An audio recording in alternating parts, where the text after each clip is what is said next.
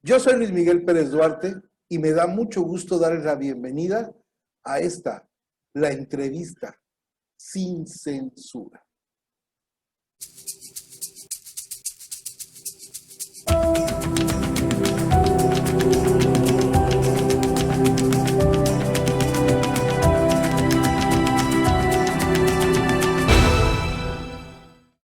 Pues estamos en otra emisión de la entrevista sin censura para hablar ni nada más ni nada menos que la educación en tiempos de pandemia. Y para eso, a mí me da, la verdad, es un honor estar con el doctor Eduardo Manzanares Retana. Y les voy a platicar, nada más para que vean un poquito de quién es Eduardo Manzanares Retana.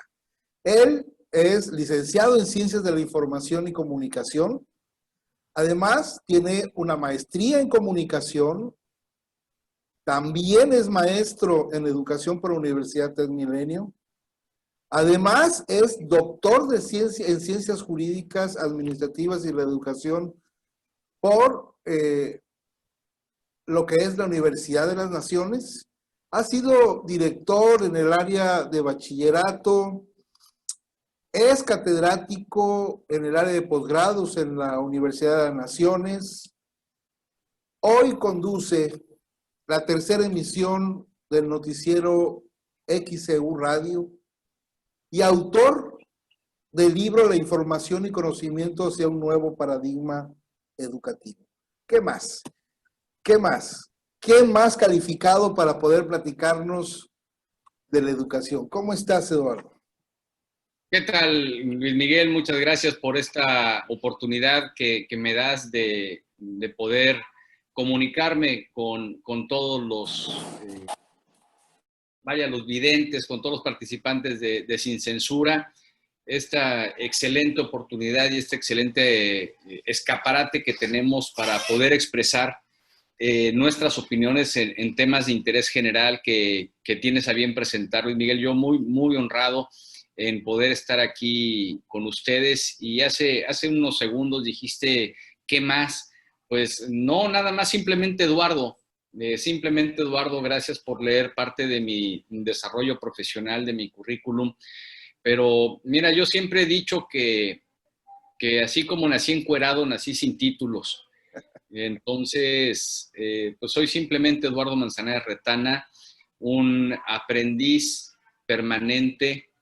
Soy el ignorante, más ignorante de todos los ignorantes, y así me gusta calificarme, porque de esa manera estaré aprendiendo y no dejaré de aprender, y eso es parte de lo que a mí realmente me mueve, me motiva, el aprendizaje constante y el tratar de contribuir en poco o en mucho de todo ese aprendizaje a través del análisis, a través de la investigación, a través de la docencia, a través del compartir experiencias con los chicos universitarios, con los estudiantes de maestría, con los doctorantes, de poder contribuir en algo a formar agentes de cambio, que es lo que necesitamos en el país.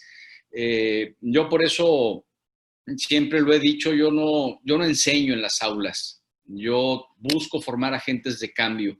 Al contrario, los alumnos son los que me enseñan a mí, y de esa manera yo le contribuyo, ¿no? El formar agentes de cambio y de buscar la trascendencia a través de la trascendencia de mis alumnos. Nuevamente, muchas gracias por el espacio, Luis Miguel.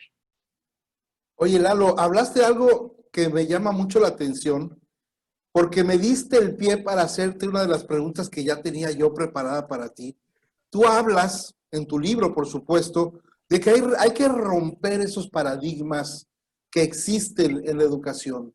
Y este paradigma que tú marcas aquí es este paradigma que nos habla de que tenemos que romper esta situación de pensar que el maestro es el que sabe y el alumno es el que no sabe y por lo tanto tiene que aprender. ¿Cómo nos puedes platicar esta situación o profundizar sobre este paradigma que tenemos que romper? Que romper, sí, es parte del libro, desde luego, un nuevo paradigma educativo, pero también es parte de un estilo de vida. Tengo años hablando de cambiar paradigma.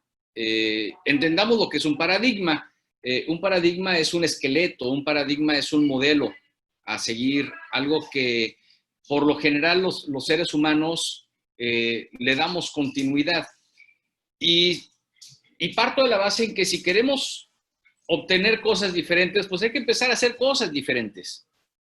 Históricamente en México nos ha ido muy mal en educación, a pesar de que tenemos uno de los sistemas educativos más complejos del mundo.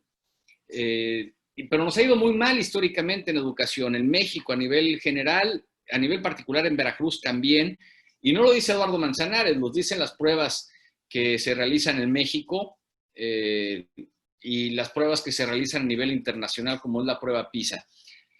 ¿Y por qué siempre nos va mal? Bueno, porque estamos haciendo lo mismo. Mira, Luis Miguel, tenemos un sistema educativo extremadamente antiguo y arcaico. El sistema educativo nacional data sus inicios de finales del Porfiriato. Estamos hablando del siglo XIX. Posteriormente, un grupo y una generación de maestros educados en el siglo XX para un sistema educativo del siglo XIX con estudiantes del siglo XXI. Y queremos seguir haciendo exactamente lo mismo que se creó hace más de 100 años. Hay que cambiar el paradigma, hay que romper ese paradigma, hay que romper ese esqueleto de dejar de estar haciendo lo mismo para empezar a obtener resultados diferentes. Entonces, a eso voy con el cambio de paradigma, a eso lo he querido transmitir, lo he querido vivir, no nada más en el aspecto educativo, en el aspecto político, en el aspecto social, en el aspecto de valores, de contribución a la sociedad en cuanto a la formación de una sociedad más participativa y activa. Debemos cambiar paradigmas, no cambiarnos nosotros como personas, que en eso no coincido ni estoy de acuerdo. Yo no puedo decir es que quiero cambiar, no, es que si cambio dejo de ser yo, dejo de ser Eduardo Manzanares Retana. Si te digo, Luis Miguel, es que tienes que cambiar, oye, te estoy pidiendo que dejes de ser tú. Claro. Quien ha trabajado X años de su vida por tratarse de formar de una manera que lo distinga y que lo defina. No podemos pedir a la gente que cambie. Podemos pedir a la gente que modifique conductas, pero sí podemos cambiar paradigmas. Y este nuevo paradigma es, de entrada, el permitir que el alumno tome control de su propio aprendizaje. Pero para eso, el maestro debe estar dispuesto a perder el control del conocimiento. Es decir, el maestro no es el que sabe todo.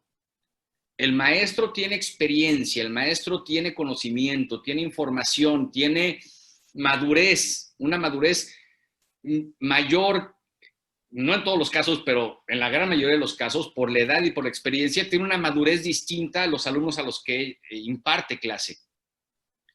Pero debe estar dispuesto a ceder el control de ese aprendizaje a los alumnos, y para eso, pues tiene que reconocer cuando entra al salón de clase, una, que no lo sabe todo, dos, que él sabe más que sus alumnos, y tres, tiene que romper con el paradigma de quererle enseñar a los alumnos lo que el maestro quiere enseñarles, no que los alumnos quieren aprender. Y de ahí radica principalmente ese cambio de paradigma en la parte educativa o en un modelo educativo que busque obtener resultados distintos. Muy interesante lo que nos estás platicando, Eduardo. Y esto me lleva a recordar también parte de tu libro que hablas de cómo estamos hechos a los catedráticos a impartir una clase en 50 minutos. Yo he platicado contigo fuera de cámaras muchas veces y hemos discutido esta situación de cómo captar la atención de un muchacho y mantenerla durante 50 minutos.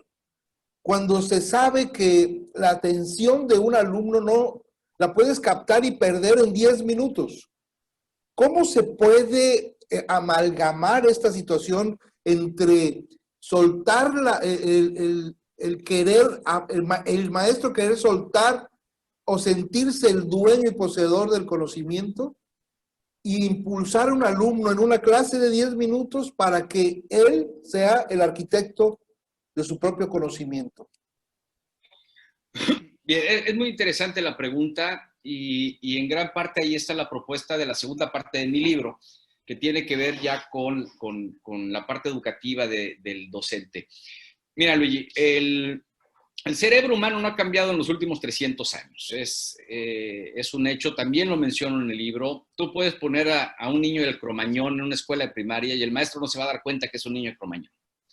Y el cerebro trabaja de la misma manera, es decir, no hay modificación en los procesos mentales en los últimos 300 años. Pero tampoco hay que estar inventando el hilo negro. Siempre hemos perdido la atención prácticamente de inmediato apenas el maestro se pone a hablar. ¿Por qué? Porque el maestro está hablando de lo que él quiere hablar, no de lo que el alumno quiere aprender. Estamos acostumbrados a dar información con base en un contenido de la materia, en un plan de estudios que nos dicta la institución educativa para la cual nosotros estamos trabajando, que está autorizado a su vez por la propia Secretaría de Educación Pública. Y no hemos logrado entender que podemos hablar de temas y generar contenido con base en temas y no nada más seguir un temario. Déjame, te pongo un ejemplo muy sencillo con lo que trato de explicar este punto aquí medular. Un alumno quiere aprender sobre, bueno, el tema de biología. El maestro tiene que enseñar biología. Y puede agarrar y poner el cuerpo humano y describir cada una de las partes del cuerpo, cuáles son sus funciones, y luego le pide al alumno que lo repita de memoria todas y cada una de las funciones. Estás en bachillerato, no estás en la carrera de medicina. Estás dentro de una de currícula de educación media superior en el que tienes que enseñar biología y se ve la parte del cuerpo humano. ¿Por qué no le preguntas al alumno qué quiere saber del cuerpo humano? Y con base en qué es lo que quieres saber o qué dudas tienes sobre la función de determinados organismos o de determinados órganos del cuerpo humano, para empezar con una sesión y al desarrollo de un tema, con base en los intereses del mismo alumno. Pregunta, ¿tú crees que perderá la atención si le estás dando la información que el alumno está pidiendo recibir porque tiene la duda? No, claro que no. Claro, por supuesto que no. Y lo mismo sucedería con geografía, lo mismo sucedería con historia, lo mismo sucede con español, con matemáticas, con cualquier materia que nosotros queramos ver. Estamos acostumbrados a dictar una clase y esa misma clase la dictamos el año anterior y el año anterior y el año anterior y el año anterior. Y se nos olvida que si bien el cerebro humano no cambia, el hombre, el ser humano sí cambia, es voluble, es como el mundo, es como la naturaleza, voluble. ¿Por qué? Por la experiencia, por el círculo que rodea al alumno, por los problemas que tienen en casa, por la iglesia, la misma sociedad, los problemas del Estado, la economía familiar, los problemas políticos, los problemas que tú quieras, hacen que la situación sea distinta de un año a otro. Para impartir el mismo tema de la misma manera, entonces hay que preguntarle al alumno cuáles son sus intereses con base en un contenido, sí, de una materia que lo tienes que cubrir, pero no es tanto lo que tengas que cubrir, sino el cómo cubrirlo. Y ahí nos vamos entonces a la división de tiempos de la clase, en el que el maestro puede, no una clase de 10 minutos, no, 10 minutos de clase, en donde exponga el tema, el maestro, no más de 10 minutos, para no perder la atención. Entonces, el maestro expone el tema y después de exponer el tema, activa el aprendizaje de los alumnos a través de alguna actividad lúdica que tenga que ver con lo que el maestro acaba de explicar. ¿Qué herramientas? Hay muchas. Debates, realización de mapas conceptuales, de mapas mentales, organizar la información, sintetizar la información a través del juego, a través de la discusión grupal, a través de la lluvia de ideas en cuanto a los temas que giran alrededor de. Y el maestro se convierte ahí en un espectador, hay que dejarlos hacer. Y el maestro se tiene que dar cuenta que el alumno puede desarrollar el contenido adicional siempre y cuando se le permita hacerlo. Y estás hablando ahí ya de otros 10 minutos. Ya llevas 20 de 50 minutos de que dura una sesión tradicional en la Escuela en México. ¿Qué hacer entonces con los 30 minutos restantes? ¿Es necesario los 50 minutos? Desde mi punto de vista, no. Desde mi punto de vista, no. Lo que sí requieres en dado caso es cerrar y hacer una reflexión de cierre. El alumno no se puede dar cuenta si aprendió o no aprendió, desde mi punto de vista, desde luego, si no reflexiona sobre lo vivido en la sesión. La evaluación es eso, Luis Miguel, la evaluación es reflexionar sobre lo aprendido. No comprobarle al maestro que aprendió a través de un examen escrito o un examen oral, respóndeme 10 preguntas en las que el alumno, si es inteligente, pues se las aprendió de memoria, y si es listo, se copió de al lado. No, sino reflexionar sobre lo aprendido. Oye, Lalo, perdóname que te interrumpa. Esto me lleva a lo que estamos viviendo hoy. Nos adelantaron el juego. O sea, esto es lo que se ha venido trabajando y hemos intentado cambiar a través de muchas actividades, de muchas pláticas, y nos llega una pandemia que viene a modificar la vida, no solamente en la educación, la vida en general. Hablando de educación, hoy muchas instituciones educativas tienen sesiones virtuales de 2 horas. Sesiones virtuales que ni los maestros ni los alumnos estaban preparados para afrontar. El destino nos alcanzó. Y tú tocas uno de tus puntos, uno de los grandes problemas que tenemos en la educación de México, es que los modelos educativos no cuentan con los maestros que estén verdaderamente capacitados para poder cumplir. ¿Cómo ves esta situación? Es muy interesante lo que nos está tocando vivir, pero realmente no es que nos haya agarrado de improviso, en verdad no es que nos haya agarrado de desprevenidos esta situación de la pandemia en términos educativos a distancia. México es pionero de la educación a distancia, Luis Miguel. México, en la década de los años 40, ya había demostrado que a través de la televisión, con Guillermo González Camarena, se podían hacer cosas maravillosas en el tema educativo. Tanto es así que en 1948 se emite la primera sesión educativa en circuito cerrado de televisión, y fue una operación quirúrgica. Un año después se lleva a cabo la segunda demostración de televisión educativa en la 11ª Asamblea de Cirujanos en México.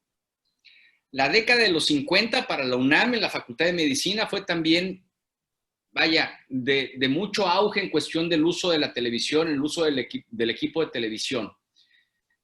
Y podemos seguir hablando, en la década de los 60, la ley de la industria de la radio y la televisión. En la década de los años 70, ya se crea la universidad abierta en la propia Universidad Nacional Autónoma de México, con poco más de 49,000 estudiantes en línea.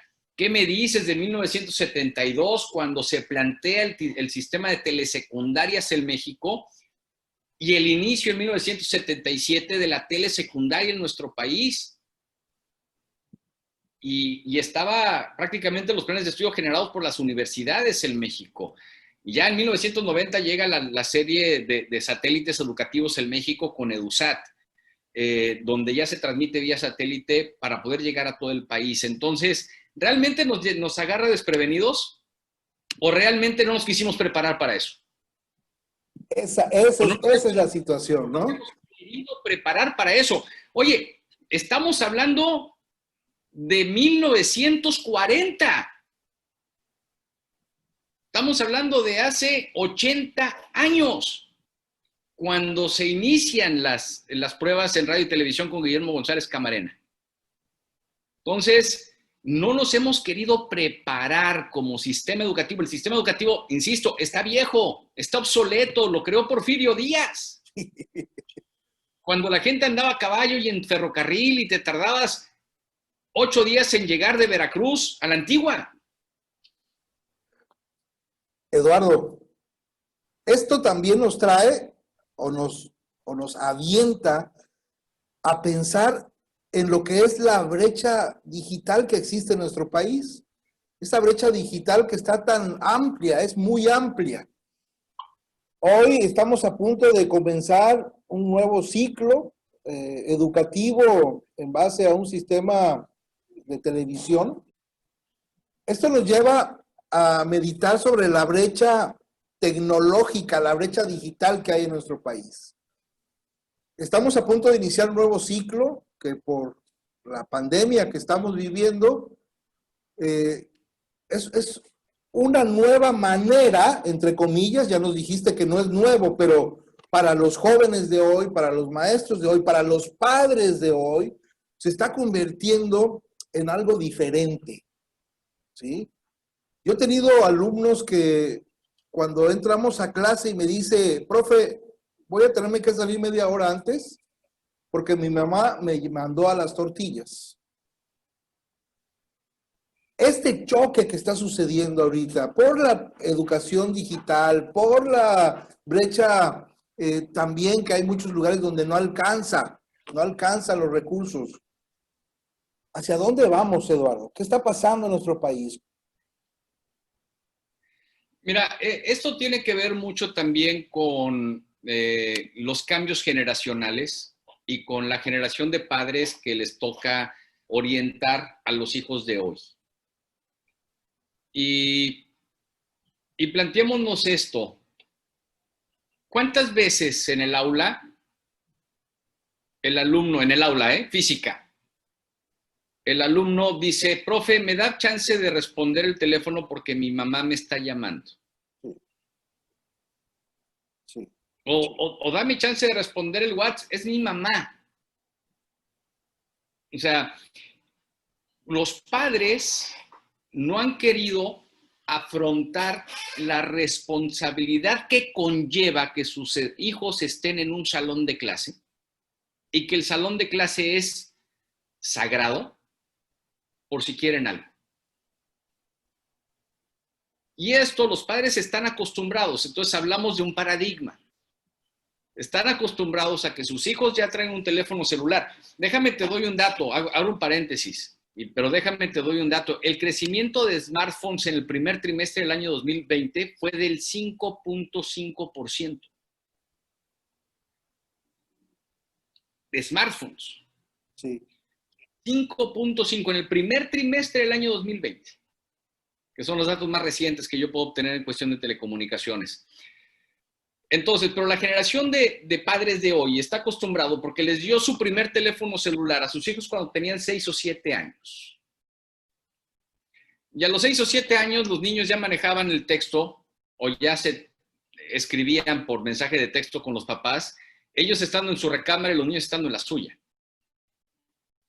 A pesar de haber quizá 3, 5, 6, 10 metros de diferencia entre un cuarto y otro en el que puedes decir, fulanito, por favor, ven que te necesito o te quiero preguntar algo. No, hombre, oye, cuando bajes, tráeme agua, porfa. Entonces, esto se va convirtiendo en un círculo vicioso que llega el momento en el que el papá le dice, le habla por teléfono a su hijo, a su hija, a la escuela, a sabiendas de que está en clase, pero eso no le interesa. Porque tiene que ver mucho con la condición del individualismo de hoy en día de esta sociedad mundial y de la sociedad mexicana. Entonces, no me interesa que haya otras personas en el grupo de mi hijo, de mi hija, no me interesa que esté en clase, yo le quiero hablar, yo me quiero comunicar con. Entonces, pues le hablo. ¿Por qué? Porque lo tengo al alcance. Hace 20 años no se podía. Luis Miguel, antes, o sea, hace 20 años no se tenía la herramienta, hoy se tiene. Eso es algo que también tenemos que aprender los maestros, a lidiar con las herramientas que hoy en día tienen los chavos en el salón de clase y a lidiar con la idea de los papás que piensan que en cualquier momento les pueden llamar para decirles, oye, ¿vas a venir a comer o no?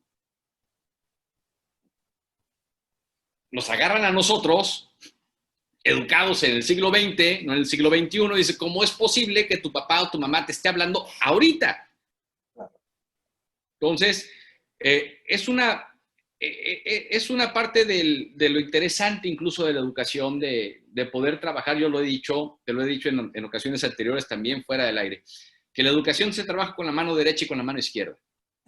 Entonces, con la mano derecha estás apretando, pero con la mano izquierda estás soltando. Y llega un momento en que tienes que estirar la mano izquierda, pero soltar la derecha, para tratar de formar, para tratar de encontrar un punto de equilibrio. Ahora, la pregunta es, estás en casa, mira todo lo que viene, ¿eh? Muchos estudiantes hoy que tienen la oportunidad de conectarse a una clase virtual a través de cualquier plataforma, la que gustes, la que me quieras nombrar. ¿Cómo el alumno ha tenido que adaptar su entorno para poder tomar una clase? Tú estás acostumbrado a sentarte en un mesabanco, que puede ser cómodo o incómodo, pero bueno, estás sentado en un mesabanco, tienes un maestro enfrente, tienes el pintarrón, o tienes un proyector, tienes una serie de condiciones que están alrededor del estudiante. Y de repente te tienes que poner donde comes a tomar clase. Es decir, tu comedor se convirtió en ese momento, en ese espacio en el que tú estás acostumbrado por, vamos a ponerle, un estudiante universitario. Ya pasaste por 6 años de primaria, por 3 años de secundaria, por 2 años de bachillerato y a lo mejor por 1 año ya de universidad, en el que estás acostumbrado a estar en un salón de clases sentado en un pupitre, todos en línea, viendo hacia el frente, haciéndole caso a un cuate que está enfrente diciéndome qué es lo que tengo que estudiar. Y ahora trasládalo al comedor, que es donde come, que es donde disfruta de los alimentos. Y a lo mejor no es en el comedor, a lo mejor es en la sala, que es donde ven televisión, o en su o en la cuarto. recámara donde duermen. Entonces, de repente, donde yo ocupo para dormir es donde estoy queriendo estudiar. No, espérate, pues veo la cama, me acuesto y me duermo.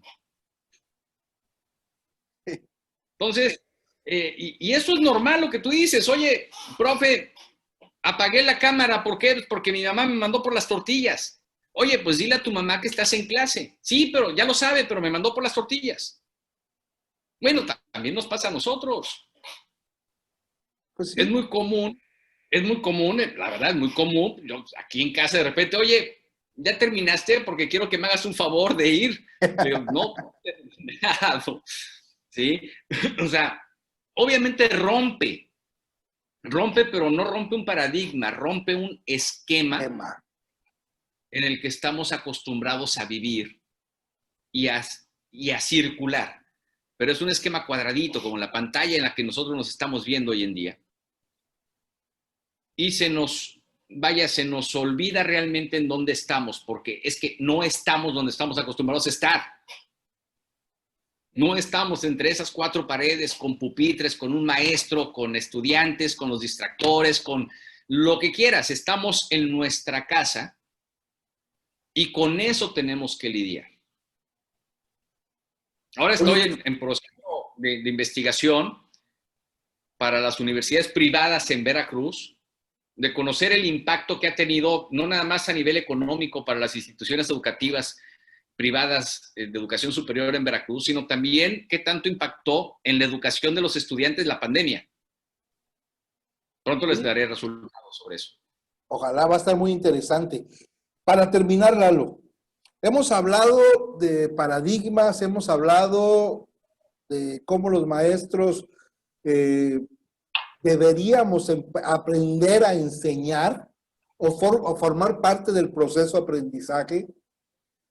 Y tocaste o hemos tocado a la familia. Entonces, hablamos ya del famoso banco de 3 patas. ¿Tú consideras que del famoso banco de 3 patas, institución o alumno, maestro, familia, o institución, maestro, alumno, familia, como lo queramos poner, está funcionando? ¿Está funcionando realmente en México, en Veracruz, en nuestra universidad? Mira, el Banco de Tres Patas es una propuesta mía, como un nuevo modelo. Me pregunta si está funcionando, la respuesta es no. ¿Por qué? Vámonos a las reformas, a las grandes reformas educativas en México. No son nuevas y todas tienen un común denominador y se llama Finlandia. Si uno analiza la última, previa a esta de la administración de López Obrador, la de la administración de Enrique Peña Nieto, si uno analiza la reforma educativa que hicieron y la propuesta del modelo educativo que proponen, es el que había dejado en desuso ya Finlandia cuando se lleva a cabo. Es decir, Finlandia evoluciona a un sistema educativo distinto, un modelo educativo distinto, y México lo copia y lo traspasa para México. Y lo mismo sucedió con la reforma educativa en la administración de Calderón, lo mismo sucedió en la reforma educativa en la de la de Vicente Fox, y lo mismo ha sido en las anteriores.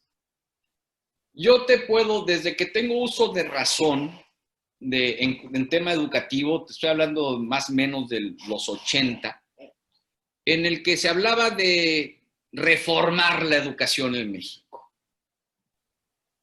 Y siempre hemos llegado tarde a la famosa reformación de la educación en México.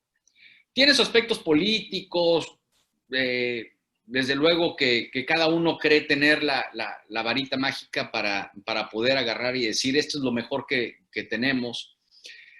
Sin embargo, siempre hemos copiado modelos de los exitosos, pero hemos tenido un serio problema de no adaptarlo o no contextualizarlo a México, al territorio nacional. No es lo mismo Finlandia, no es lo mismo Corea del Sur, no es lo mismo Canadá, ni Estados Unidos, ni Rusia, ni el que quieras.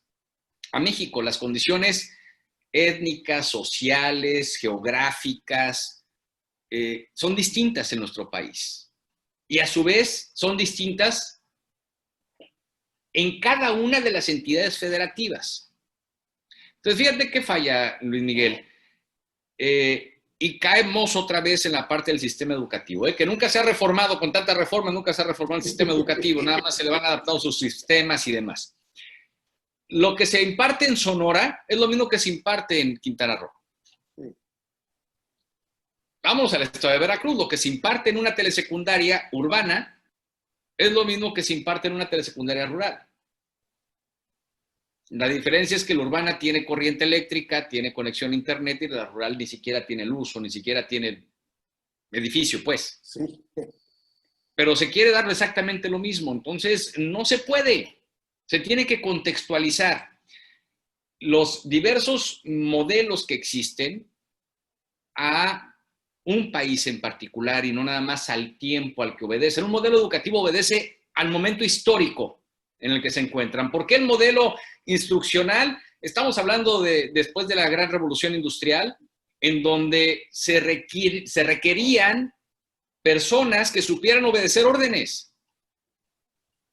¿Por qué nos enseñaban entonces a comportarnos de determinada manera, a memorizar las cosas, una y otra y otra y otra vez a repetir, a repetir, a repetir? Porque así lo requería la industria. Claro. Porque estamos rompiendo con lo que se venía. Hablamos de la primera gran revolución industrial, si quieres, con la invención de la máquina de vapor, Sí. en donde transforma toda la situación. Luego viene la segunda gran reforma, que es con el descubrimiento de la electricidad y todo lo que conlleva, y obviamente la producción en serie, y entonces empiezan a cambiar los modelos también, porque ya no nada más se necesitan personas que sepan obedecer órdenes, sino personas que sepan resolver problemas. Claro. Nos vamos entonces a una tercera revolución industrial, que es con el descubrimiento del Internet, en donde empieza la posibilidad de transmitir información a todo el mundo. Viene la cuarta revolución. Viene una gran cuarta revolución industrial. Desde mi punto de vista todavía no llega. estamos transitando hacia la cuarta revolución industrial o a la cuarta revolución importantísima, que es la revolución de la información. Cuando nosotros logremos convertir la información en conocimiento útil, pero tenemos que retomar valores, debemos retomar esa parte que deje de ser individual y convertirse en colectivo. Para eso necesitamos los docentes, para eso necesitamos a los maestros en las aulas que ayuden a formar agentes de cambio, en el que, si bien el estudiante requiere de aprender determinados temas, de nada sirve que sepa esos temas si no va a saber comportarse cuando salga de la escuela y no sabe comportarse. Y ahí también necesitamos a los papás. Pero entonces, ¿qué es lo que se tiene que hacer? Pues alumnos que aprendan a aprender, padres que aprendan a aprender, escuelas que aprendan a aprender. Y vamos formando entonces las patas de ese árbol, digo, de ese banco, ¿sí? Entonces, históricamente estamos acostumbrados a poner en la base del banco al estudiante. Cuando, desde mi punto de vista, y la propuesta en el libro es, no pongas, que la base del banco no sea el estudiante, sino sea el aprendizaje. Y que una de las patas sea obviamente el estudiante, otra de las patas, toda la parte del sector educativo, escuela, maestros, el intendente, el guardia de seguridad, y la otra, el Estado. Y de esa manera tratar de formar un asiento que crezca, que evolucione, que transforme, que rompa paradigmas. Sí se puede, pero, insisto, tenemos que cambiar muchas cosas de fondo. Tenemos que modificar muchas cosas. Y así como el maestro debe aprender a soltar el control del salón, la administración pública, el gobierno federal, los gobiernos estatales deben aprender a soltar el control de la educación. Porque si no, no vamos a transitar hacia donde debemos transitar. No vamos a poder figurar dentro de los primeros países con los estudiantes mejor evaluados. Y vamos a seguir viviendo ni siquiera en la mediocridad. Estamos abajo de lo mediocre. Duele decirlo, pero estamos abajo de lo mediocre. ¿Y podemos estar arriba de lo mediocre? Claro que sí, Luis. No me gusta hablar de mí, y de hecho no hablo de mí, es de los alumnos, pero en el 2009, cuando era director general de TecMilenio, ¿sí?, aquí en el campus Veracruz, en el 2009 invitaron a participar algunas preparatorias para lo que era la prueba enlace, la encuesta nacional de logros académicos. Y yo como director tomé la decisión de que Campus Veracruz participara. Fue Campus Veracruz y unos campus del TEC de Monterrey. Y todas las escuelas públicas, desde luego, del país. Bueno, pues en el 2009, Veracruz, la preparatoria de Universidad TecMilenio, fue el primer lugar nacional en la prueba enlace. El 99.3% de los estudiantes salieron sobresalientes en español y casi el 100%, un poco menos del 100%, 99.8%, excelentes en habilidades matemáticas. ¿Cómo se logró esto? Bueno, no se logra nada más con saber qué alumnos vas a captar. No, se logra teniendo un grupo de maestros bien enfocados, bien preparados, bien alineados hacia lo que quieres hacer, que es lograr aprendizajes significativos, que el alumno se divierta, Luis. Sí. O sea, tenemos que hacer divertida la clase. Hace rato me preguntaba, son 2 horas de sesiones virtuales. Sí, pero pues esas 2 horas no te tienes que parar de cabeza, claro, ni te tienes que poner imágenes virtuales en el cuerpo para entretener a los chavos, porque no se trata de un entretenimiento, entretener al circo, al cine. Claro. Pero sí hay que hacer uso de las herramientas que tenemos para poder estar esas 2 horas interactuando con los alumnos, ¿no? Y hacer Pero atractiva la educación, ¿no? Divertida la educación. Que el alumno no diga, no, es otra vez la escuela, otra vez la sesión virtual, sino que diga, oye, pues, ¡qué padre! Claro. Y eso, pues, lo logras conociendo al alumno, lo logras aprendiendo a conocer al alumno y aprendiendo a conocer su entorno. Oye, Luis Miguel, en términos generales, un estudiante, independientemente del nivel educativo donde esté, la pasa más tiempo en la escuela que en su casa. Sí, es verdad. Y si cuando llega a su casa, sus papás, por la condición económica o la situación económica que está pasando México, los dos tienen que trabajar, pues van a llegar a su casa y tampoco van a estar los papás. Entonces pasa más tiempo el alumno con sus maestros que con sus padres. Sí. No los vamos a sustituir, pero sí formamos parte de su formación. Lalo, de veras que cada charla contigo es enriquecedora. No me canso de aprender contigo. Y para cerrar brevemente, un mensaje a la comunidad universitaria, ¿qué te parece? Estamos viviendo tiempos diferentes, tiempos complicados, pero va a pasar. Es como un tsunami. El tsunami llega, arrasa, pero tarde o temprano las aguas regresan. Aquí lo importante es cómo afrontamos el tsunami. Cuando va a empezar el tsunami, el agua se retrae, el mar se retrae. Podemos nosotros aprovechar ese momento para apreciar, disfrutar lo que por lo general no vemos cuando vamos al mar, que es la vida abajo, en el fondo del mar. Podemos adentrarnos, ver las estrellas de mar, ver los erizos, ver algunos peces, y podemos seguir adentrándonos, y que nos caiga la ola encima. O podemos estar preparados para el tsunami y cuando venga la ola, agarrar una tabla de surf y treparnos a la cresta de la ola. Eso es lo que tenemos que hacer. Treparnos a la cresta de la ola y avanzar con el tsunami.